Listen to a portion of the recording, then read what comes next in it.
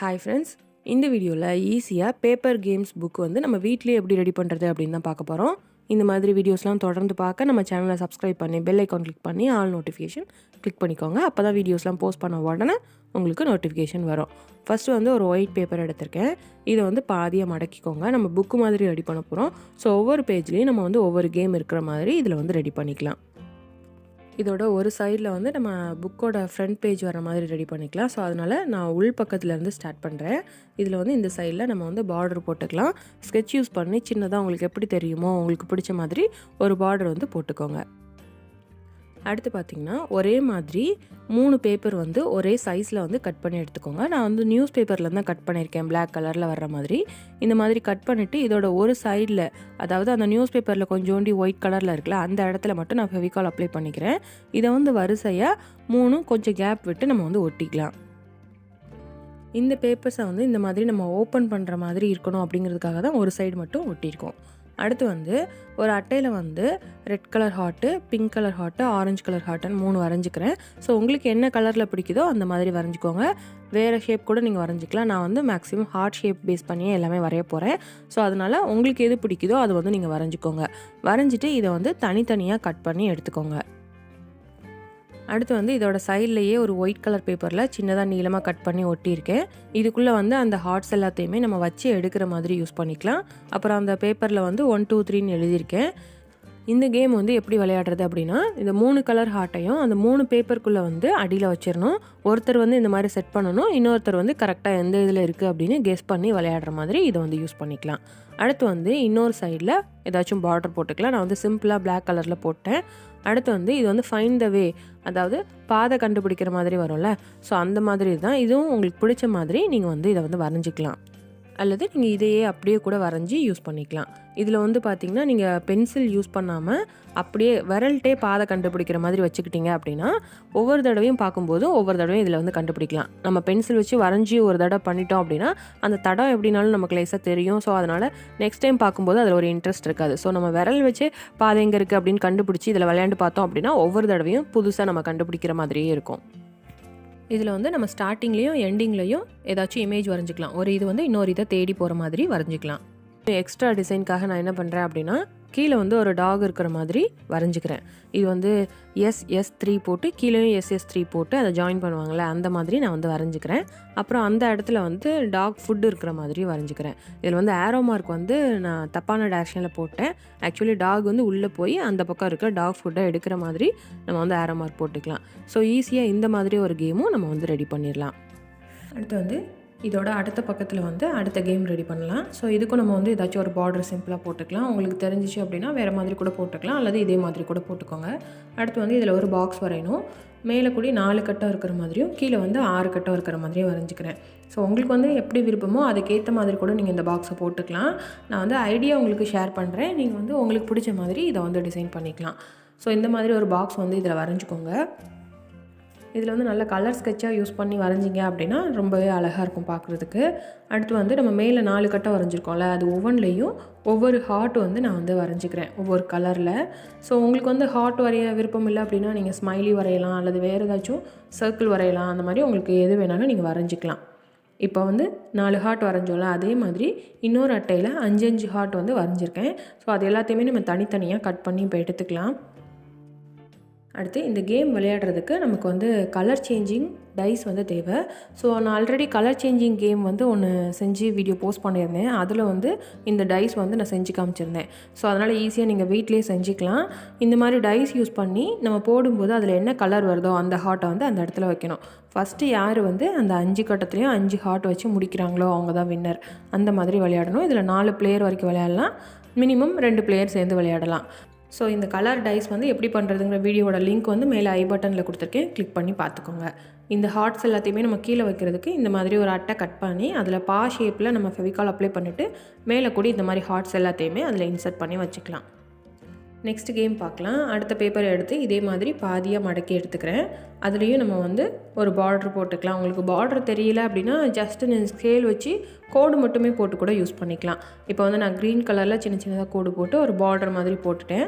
அப்புறம் வந்து இதில் ஒரு புழு மாதிரி வரைஞ்சிருக்கேன் ரவுண்டாக போட்டுட்டு. ஸோ இதை வந்து நான் பிளாக் கலரில் கலர் பண்ணிக்கிறேன்.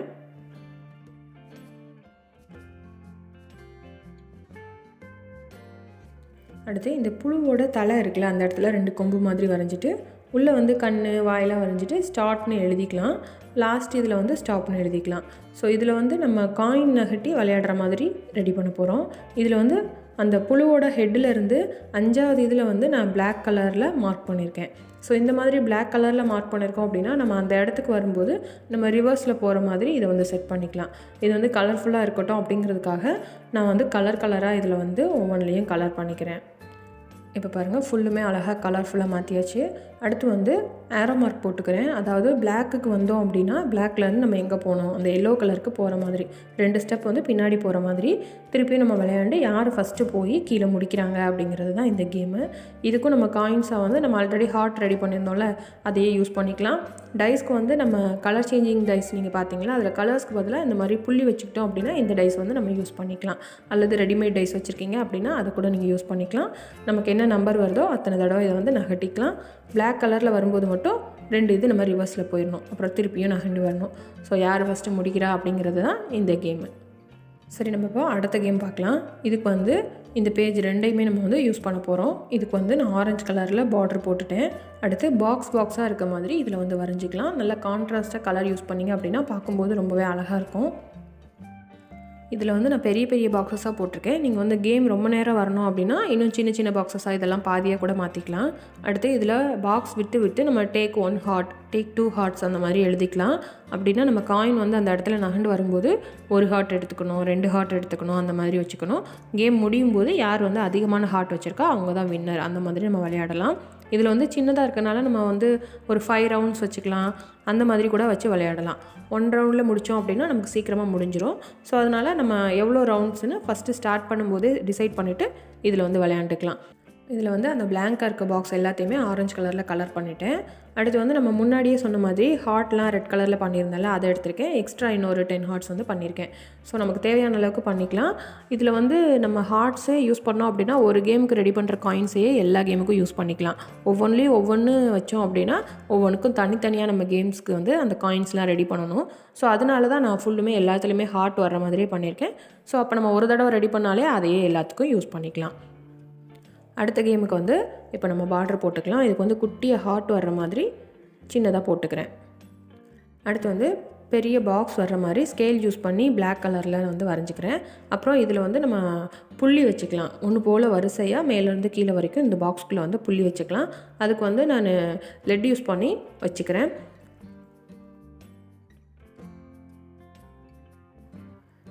இந்த மாதிரி நம்ம ஃபுல்லும் கீழே வரைக்கும் வச்சதுக்கப்புறமா இது மேலே வந்து நான் டிரான்ஸ்பரண்ட் செல்லோ டேப் வந்து ஒட்டிக்கிறேன். என்கிட்ட சின்ன சைஸ் இருக்கனால நான் வந்து தனித்தனியாக ஒட்டிக்கிறேன். பெரிய சைஸ் இருந்துச்சு அப்படின்னா நீங்கள் 2 தடவையில் ஃபுல்லுமே கவர் ஆகிற மாதிரி ஒட்டிக்கலாம். எதுக்காக இந்த செல்லோ டேப் ஒட்டுறோம் அப்படின்னா இது மேலே வந்து நம்ம கலர் ஸ்கெட்ச் யூஸ் பண்ணி வரைஞ்சிட்டு திருப்பியும் அழிச்சிக்கலாம். அதுக்காக தான் வந்து நான் செல்லோ டேப் ஒட்டிக்கிறேன். இதில் வந்து நம்ம 2 பிளேயர் சேர்ந்து விளையாடலாம்.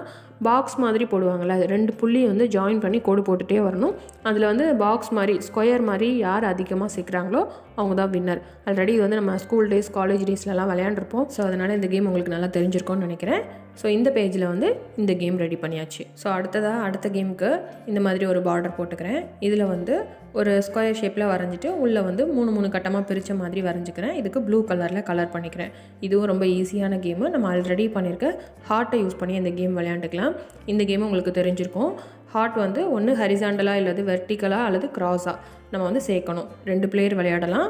ஒவ்வொருத்தருக்கும் ஒவ்வொரு கலர் செலக்ட் பண்ணிக்கிட்டு ஒவ்வொருத்தராக ஒன்று வைக்கணும். யார் ஃபஸ்ட்டு சேர்க்குறாங்களோ அவங்க தான் வின்னர். அந்த மாதிரி இந்த கேம் வந்து விளையாடலாம். அடுத்த கேம் வந்து நம்ம உள்பக்கமாக வரையலாம். இதுக்கு பார்டர்லாம் போட்டேன். அப்புறம் வந்து நம்ம குட்டி குட்டி பாக்ஸஸாக வர்ற மாதிரி ஒரு பெரிய பாக்ஸ் வரைஞ்சிட்டு அதுக்குள்ளக்க பிரித்து வரைஞ்சிக்கலாம். இதில் வந்து நான் ரொம்ப சின்ன பாக்ஸஸாக வர்ற மாதிரி வரைகிறேன். நீங்கள் வந்து பெரிய பாக்ஸாக இருக்கணும் அப்படின்னாலும் அதை வந்து பெருசாக வரைஞ்சிக்கலாம். உங்களோட விருப்பம் தான். குட்டியாக இருந்தால் கொஞ்சம் பசில் வந்து நமக்கு டஃப்பாக இருக்க மாதிரி இருக்கும். பெரிய பாக்ஸாக இருந்துச்சு அப்படின்னா கொஞ்சம் ஈஸியாக இருக்கும். இந்த மாதிரி நம்ம பாக்ஸஸ் வந்து வரைஞ்சதுக்கப்புறமா இதே சைஸுக்கு ஏற்ற மாதிரி நம்ம வந்து இன்னொரு அட்டையில் வந்து கட் பண்ணிக்கலாம். அல்லது திக்காக இருக்கக்கூடிய பேப்பரில் கூட நம்ம கட் பண்ணிக்கலாம். கட் பண்ணிவிட்டு அதில் வந்து நம்ம கலர் பண்ணணும். ஒவ்வொரு கலர் வச்சு கொஞ்சம் பாக்ஸஸ்க்கு கலர் பண்ணணும். ஸோ அப்போ தான் நம்மளால் அதை வந்து கரெக்டாக அரேஞ்ச் பண்ண முடியும். அதனால் வேறு கலரில் வந்து அதுக்கு வந்து கலர் பண்ணிக்கோங்க. அதே நேரத்தில் அது வந்து அந்த பாக்ஸோட சைஸுக்கு ஏற்ற மாதிரி கரெக்டாக பார்த்துக்கோங்க. 4 பாக்ஸ் அளவுக்குன்னா அந்த 4 பாக்ஸ் அளவுக்கு மட்டும் வர்ற மாதிரி பார்த்துட்டு கலர் பண்ணிக்கோங்க. இப்போ வந்து நான் ஃபஸ்ட்டு க்ரீன் கலர் பண்ணியிருக்கேன், அடுத்து ப்ரௌன் கலர் பண்ணியிருக்கேன். இதே மாதிரி வெவ்வேறு அளவில் வந்து நம்ம கலர் பண்ணிக்கலாம். நான் வந்து இந்த அட்டை ஃபுல்லுமே இப்போ வந்து கலர் பண்ணிவிட்டு உங்களுக்கு காட்டுறேன். இப்போ பாருங்கள், அந்த பாக்ஸ் ஃபுல்லுமே நான் வந்து கலர் பண்ணிட்டேன். இந்த மாதிரி கலர் பண்ணிவிட்டு நம்ம கரெக்டாக அந்த கலரை வந்து தனித்தனியாக கட் பண்ணி எடுத்துடலாம். இப்போ பாருங்கள், நான் எல்லாத்தையுமே கட் பண்ணிட்டேன். இது வந்து நம்ம மொத்தமாக குழப்பிட்டு திருப்பி நம்மளால் அரேஞ்ச் பண்ணும்போது அது ரொம்பவே கஷ்டமாக இருக்கும். அது ரெடி பண்ணவங்களுக்கே திருப்பி பண்ணும்போது கரெக்டான கலர் ஞாபகம் இருந்தால் மட்டும்தான் பண்ண முடியும். ஸோ அதனால் இந்த மாதிரி நம்ம கட் பண்ணிவிட்டு இதை வந்து அரேஞ்ச் பண்ணுற மாதிரி ஒரு கேம் வந்து விளையாடலாம். இது எல்லாத்தையுமே நம்ம அரேஞ்ச் பண்ணுறதுக்கு கீழே வந்து ஒரு பேப்பர் கட் பண்ணி அதில் ஷேப்பில் ஃபெவிகால் அப்ளை பண்ணி ஒட்டிடுங்க. அதுக்குள்ளே இந்த மாதிரி எல்லா பீஸஸையுமே நம்ம வச்சிடலாம். அடுத்த கேமுக்கு வந்து நான் பீஸா ஆட் எடுத்திருக்கேன். இந்த மாதிரி எந்த ஒரு இது வேணாலும் நீங்கள் எடுத்துக்கலாம். நமக்கு தேவை ஒரு இமேஜ் தான். ஸோ அதனால் நீங்கள் திக்காக இருக்கக்கூடிய எதை வேணாலும் எடுத்துக்கலாம். அதுலேருந்து கட் பண்ணி இந்த மாதிரி தனித்தனி பீஸாக கட் பண்ணிக்கோங்க. நான் வந்து நீல வாக்கில் மட்டும் கட் பண்ணியிருக்கேன், ஈஸியாக அரேஞ்ச் பண்ணுற மாதிரி. இது வந்து இன்னும் கஷ்டமானதாக இருக்கணும் அப்படின்னா இன்னும் நீங்கள் ஸ்கொயர் ஷேப்பில் சின்ன சின்ன பீஸஸாக கட் பண்ணி கூட இதை வந்து யூஸ் பண்ணிக்கலாம். இதுவே ஒரே மாதிரி தான் தெரியும் பார்க்குறதுக்கு. எல்லா பீஸாவுமே கரெக்டாக அரேஞ்ச் பண்ணால் மட்டும்தான் நம்மளால் கரெக்டாக வைக்க முடியும். ஸோ இந்த இது ஒரு கேமாக வச்சுக்கலாம்.